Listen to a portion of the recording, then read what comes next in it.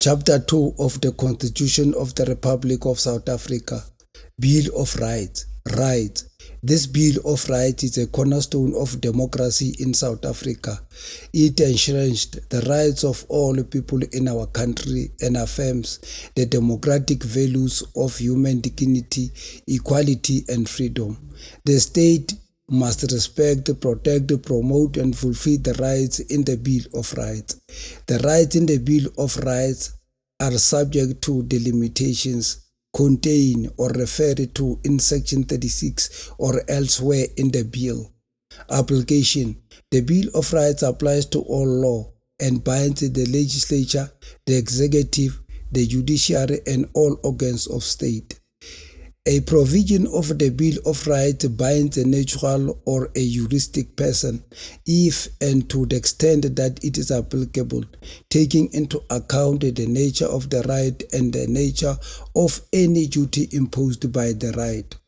When applying a provision of the Bill of Rights to a natural or juristic person in terms of subsection 2, a court, in order to give effect to a right in the bill, must apply, or if necessary, develop the common law to the extent that legislation does not give effect to that right, and may develop rules of the common law to limit the right, provided that the limitation is in accordance with Section 36(1). A juristic person is entitled to the rights in the Bill of Rights to the extent required by the nature of the rights and the nature of that juristic person. Equality. Everyone is equal before the law and has the right to equal protection and benefit of the law. Equality includes the full and equal enjoyment of all rights and freedoms to promote the achievement of equality, legislative and other measures designed to protect or advance persons or categories of persons disadvantaged by unfair discrimination may be taken.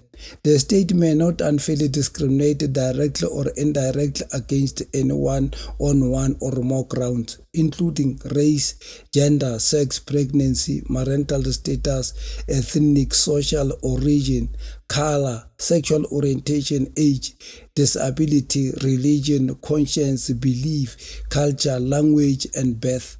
No person may unfairly discriminate directly or indirectly against anyone on one or more grounds in terms of subsection 3. National legislation must be enacted to prevent or prohibit unfair discrimination. Discrimination on one or more of the grounds listed in subsection 3 is unfair unless it is established that the discrimination is fair. Human dignity. Everyone has inherent dignity and has the right to have their dignity respected and protected. Life. Everyone has the right to life, freedom and security of the person. Everyone has the right to freedom and security of the person, which includes the right not to be deprived of freedom arbitrarily or without just cause, not to be detained without trial, to be free from all forms of violence from either public or private sources, not to be tortured in any way, and not to be treated or punished in a cruel, inhuman, or degrading way.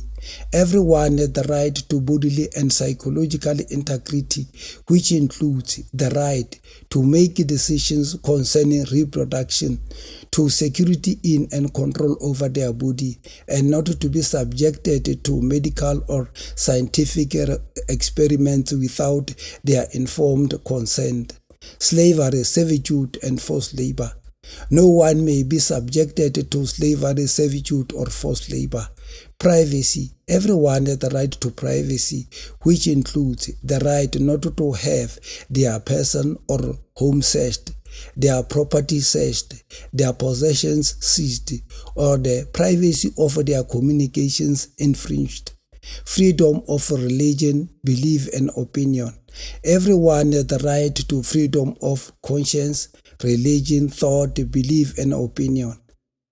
Religious observances may be conducted at state or state-aided institutions, provided that those observances follow rules made by the appropriate public authorities.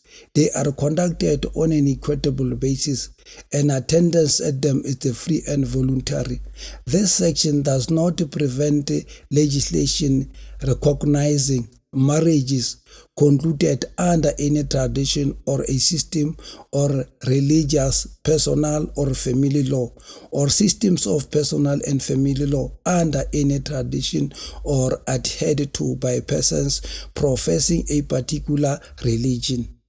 Recognition in terms of paragraph A must be consistent with this section and the other provisions of the Constitution. Freedom of expression. Everyone has the right to freedom of expression, which includes freedom of the press and other media, freedom to receive or impart information or ideas, freedom of artistic creativity and academic freedom, and freedom of scientific research. The right in subsection 1 does not extend to propaganda for war, incitement or imminent violence, or advocacy of hatred that is based on race, ethnicity, gender, or religion, and that constitutes incitement to cause harm. Assembly, demonstration, picket, and petition. Everyone has the right peacefully and unarmed to assemble, to demonstrate, to picket, and to present petitions. Freedom of association. Everyone has the right to freedom of association. Political rights. Every citizen is free to make political choices, which include the right to form a political party, to participate in activities of or recruit members of a political party, and to campaign for a political party or cause. Every citizen has the right to free, fair, and regular elections for any legislative body established in terms of the Constitution. Every adult citizen has the right to vote in elections for any legislative body established in terms of the Constitution, and to do so in secret, and to stand for public office, and if elected, to hold office. Citizenship.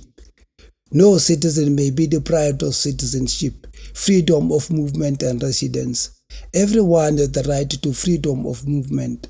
Everyone has the right to leave the republic. Every citizen has the right to enter, to remain in, and to reside anywhere in the republic. Every citizen has the right to a passport. Freedom of trade, occupation, and profession.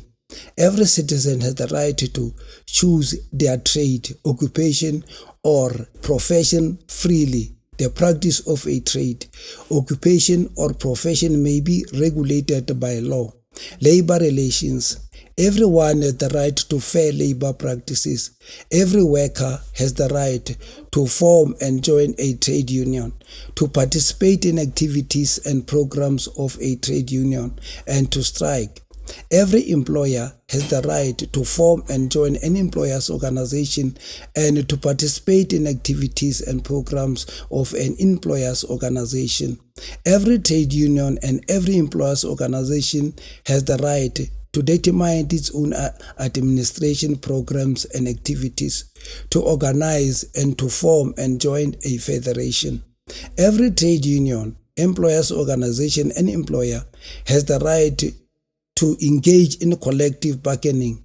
National legislation may be enacted to regulate collective bargaining to the extent that the legislation may limit the right in this chapter. The limitation must comply with Section 36(1). National legislation may recognize union security arrangements contained in collective agreements to the extent that the legislation may limit the right in this chapter. The limitation must comply with Section 36(1). Environment. Everyone has the right to an environment that is not harmful to their health or well-being, and to have the environment protected for the benefit of present and future generations through reasonable legislative and other measures that prevent pollution and ecological degradation, promote conservation, and secure ecological sustainable development and use of natural resources while promoting justifiable economic and social development. Property. No one may be deprived of property except in terms of law of general application, and no law may permit arbitrary deprivation of property. Property may be expropriated only in terms of law of general application for a public purpose or in the public interest and subject to compensation, the amount of which and the time and the manner of payment of which have either been agreed to by those affected or decided or approved by a court.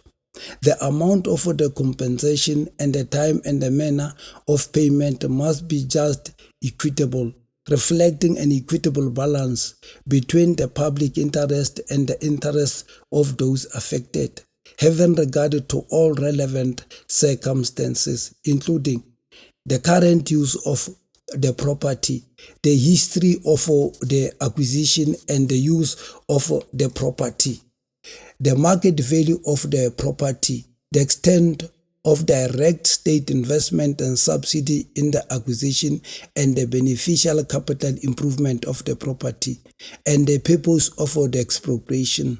For the purposes of this section, the public interest includes the nation's commitment to land reform and to reforms to bring about equitable access to all South Africans' natural resources, and property is not limited to land.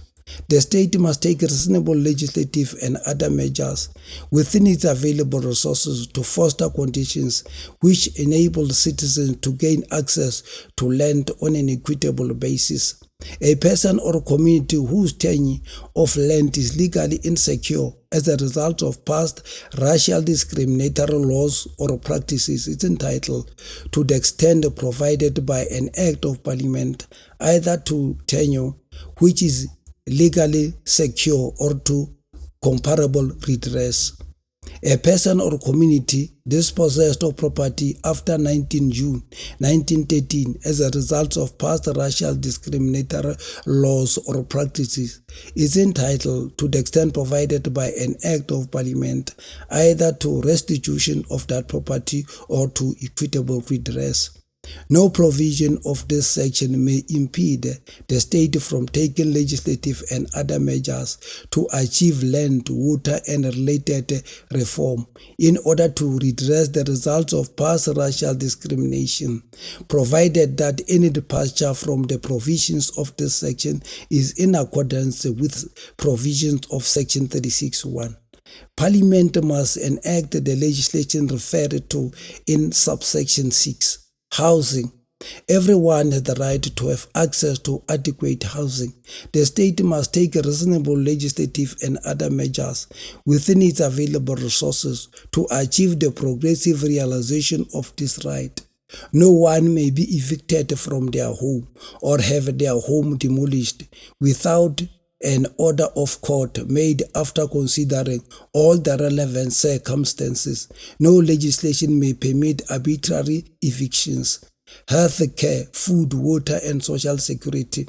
Everyone has the right to have access to health care services, including reproductive health care, sufficient food and water, and social security, including, if they are unable to support themselves and their dependents, appropriate social assistance.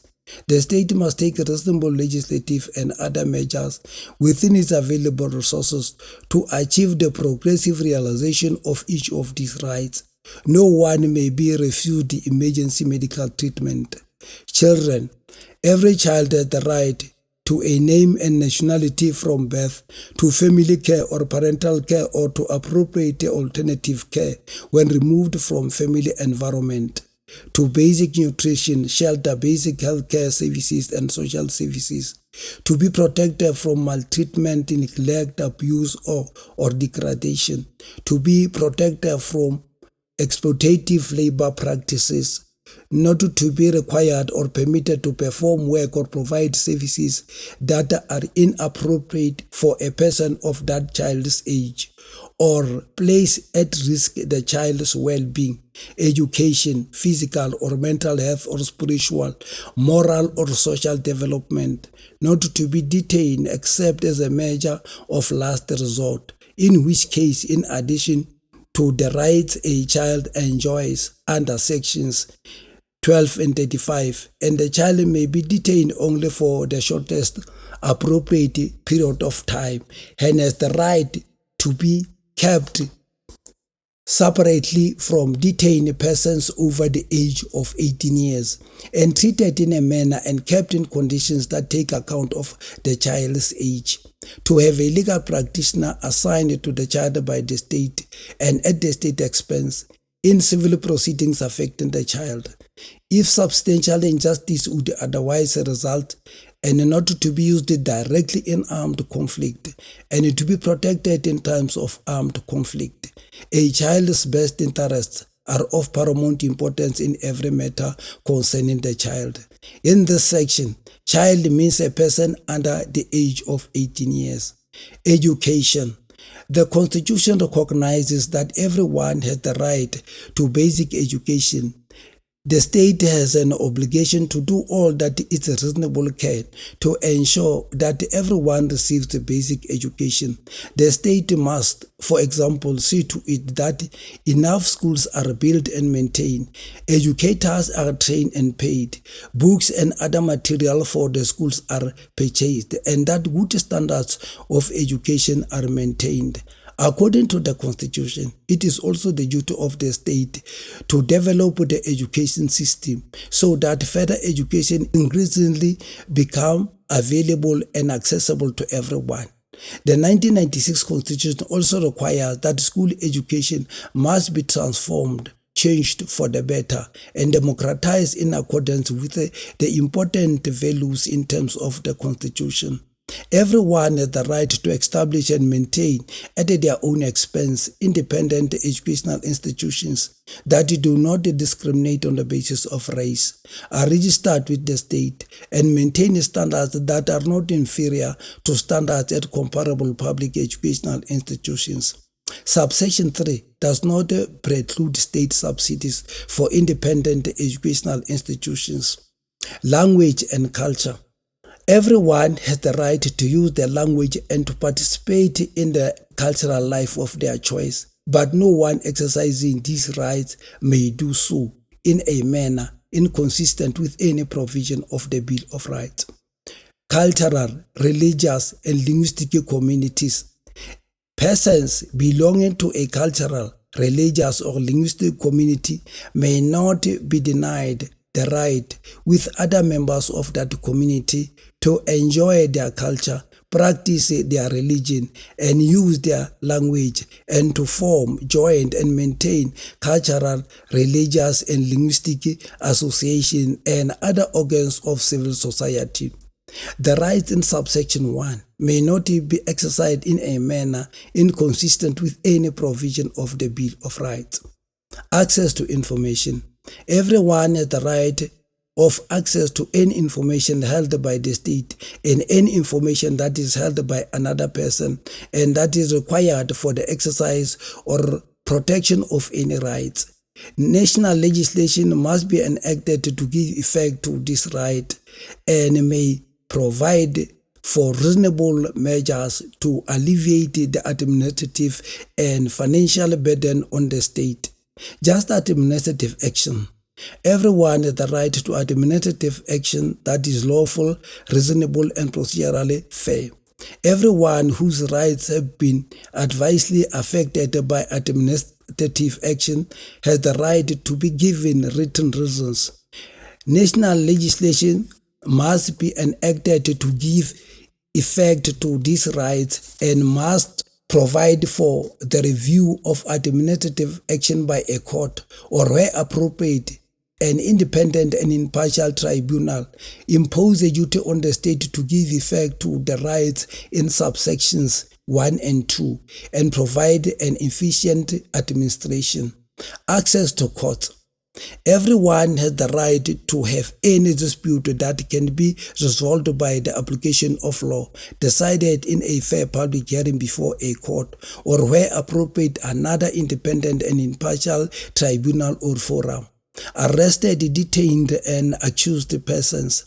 Everyone who is arrested for allegedly committing an offense has the right to remain silent, to be informed promptly, offer the right to remain silent, and offer the consequences of not remaining silent, not to be compelled to make any confession or admission that could be used in evidence against that person, to be brought before a court as soon as reasonably possible, but not later than 48 hours after the arrest or the end of the first court day after the expiry of the 48 hours. If the 48 hours expire outside ordinary court hours or on a day which is not an ordinary court day, at the first court appearance after being arrested, to be charged or to be informed of the reason for the detention to continue, or to be released from detention if the interests of justice permit, subject to reasonable conditions. Everyone who is detained, including every sentenced inmate, has the right to be informed promptly of the reason for being detained, to choose and to consult with a legal practitioner, and to be informed of this right promptly, to have a legal practitioner assigned to the detained person by the state and at the state expense, if substantial injustice would otherwise result, and to be informed of this right promptly, to challenge the lawfulness of the detention in person before a court, and if the detention is unlawful, to be released, to conditions of detention that are consistent with human dignity, including at least exercise and the provision at the state expense of adequate accommodation, nutrition, reading material, and medical treatment, and to communicate with and be visited by that person's spouse or partner, next of kin, chosen religious counselor, and chosen medical practitioner. Every accused person has a right to a fair trial, which includes the right to be informed of the charge with sufficient detail to answer it, to have adequate time and facilities to prepare a defense, to a public trial before an ordinary court, to have the trial begin and conclude without unreasonable delay, to be present when being tried, to choose and be represented by a legal practitioner, and to be informed of this right promptly, to have a legal practitioner assigned to the accused person by the state and at the state expense, if substantial injustice would otherwise result, and to be informed of this right promptly, to be presumed innocent, to remain silent and not to testify during the proceedings, to adduce and challenge evidence, not to be compelled to give self-incriminating evidence, to be tried in a language that the accused person understands, or if that is not practicable, to have the proceedings interpreted in that language, not to be convicted for an act or omission that was not an offense under either national or international law at the time it was committed or omitted, not to be tried for an offense in respect of an act or omission for which that person has previously been either acquitted or convicted, to the benefit of the least severe of the prescribed punishment, if the prescribed punishment for the offense has been changed between the time that the offense was committed and the time of sentencing and of appeal took or review by a high court. Whenever this section requires information to be given to a person, that information must be given in a language that the person understands. Evidence obtained in a manner that violates any right in the Bill of Rights must be excluded. If the admission of that evidence would render the trial unfair or otherwise be detrimental to the administration of justice. Limitation of rights. The rights in the Bill of Rights may be limited only in terms of law of general application, to the extent that the delimitation is reasonable and justifiable in an open and democratic society based on human dignity, equality, freedom, and taking into account all relevant factors, including the nature of the right, the importance of the purpose of the limitation, the nature and extent of the limitation, the relation between the limitation and its purpose, and less restrictive means to achieve the purpose, except as provided in subsection 1 or in any other provision of the Constitution. No law may limit any right entrenched in the Bill of Rights. State of emergency. A state of emergency may be declared only in terms of an act of parliament and only when the life of the nation is threatened by war, invasion, general insurrection, disorder, natural disaster, or other public emergency, and the declaration is necessary to restore peace and order. A declaration of state of emergency and any legislation enacted or other action taken in consequence of that declaration may be effective only prospectively and for no more than 21 days from the date of the declaration, unless the National Assembly resolved to extend the declaration. The Assembly may extend a declaration of state of emergency for no more than 3 months at a time. The first extension of the state of emergency must by a resolution adopted with a supporting vote of a majority of the members of the Assembly. Any subsequent extension must be by a resolution adopted with a supporting vote of at least 60% of the members of the Assembly. A resolution in terms of this paragraph may be adopted only following a public debate in the Assembly. Any competent court may decide on the validity of a declaration of state of emergency, any extension of a declaration of state of emergency, or any legislation enacted or other action taken in consequence of a declaration of state of emergency. Any legislation enacted in consequence of a declaration of state of emergency may derogate from the Bill of Rights only to the extent that the derogation is strictly required by the emergency and the legislation, is consistent with the Republic's obligations under international law applicable to states of emergency, conforms to subsection 5, and is published in the National Government Gazette as soon as reasonably possible after being enacted. No act of parliament that authorizes a declaration of state of emergency and no legislation enacted or other action taken in consequence of a declaration may permit or authorize indemnifying the state or any person in respect of any unlawful action, any derogation from this section. Subsection 6.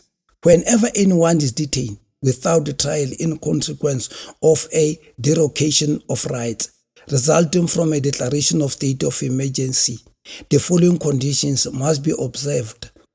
An adult family member or friend of the detainee must be contacted as soon as reasonably possible and informed that the person has been detained.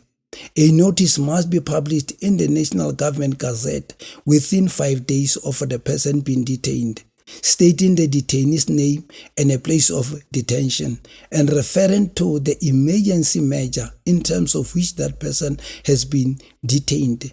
The detainee must be allowed to choose and be visited at a reasonable time by a medical practitioner. The detainee must be allowed to choose and be visited at any reasonable time by a legal representative. A court must review the detention as soon as reasonably possible, but not later than 10 days after the date the person was detained. And the court must release the detainee unless it is necessary to continue the detention to restore peace and order. A detainee who is not released in terms of a review under paragraph E, or who is not released in terms of a review under this paragraph, may apply to a court for a further review of the detention at any time after the 10 days have passed since the previous review, and the court must release the detainee unless it is still necessary to continue the detention to restore peace and order.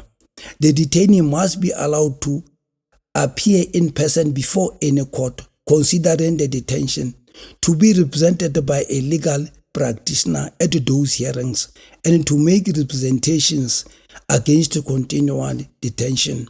The state must present written reason to the court to justify the continual detention of the detainee, and must give a copy of those reasons to the detainee at least 2 days before the court reviews the detention. Subsection 7. If a court releases a detainee, that person may not be detained again on the same grounds, unless the state first shows a court a good cause for redetaining that person. Subsections 6 and 7 do not apply to persons who are not South African citizens who are detained in consequence of an international armed conflict. Instead, the state must comply with the standards binding on the Republic under international humanitarian law in respect of the detention of such persons. Enforcement of rights. Anyone listed in this section has the right to approach a competent court alleging that the right in the Bill of Rights has been infringed or threatened, and the court may grant appropriate relief, including declaration of rights. The persons who may approach a court are anyone acting in their own interest, anyone acting on behalf of another person who cannot act in their own name, anyone acting as a member of or in the interest of a group or class of persons, anyone acting in the public interest, and any association acting in the interest of its members. Interpretation of Bill of Rights. When interpreting the Bill of Rights, a court, tribunal, or forum must promote the values that underlie an open and democratic society based on human dignity, equality, and freedom, must consider international law, and may consider foreign law. When interpreting any legislation and when developing the common law or customary law, every court, tribunal, or forum must promote the spirit, purport, and object of the Bill of Rights.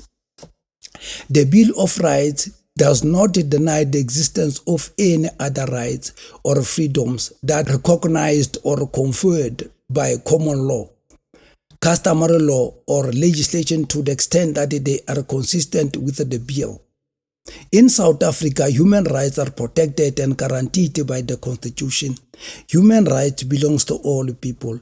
Rights come with responsibilities. For us all to enjoy our human rights, we must all exercise our responsibilities. When exercising one's freedom of expression, one may not infringe upon other people's rights. Through values such as human dignity, equality, non-racism, and non-sexism, the Constitution strives to build one nation.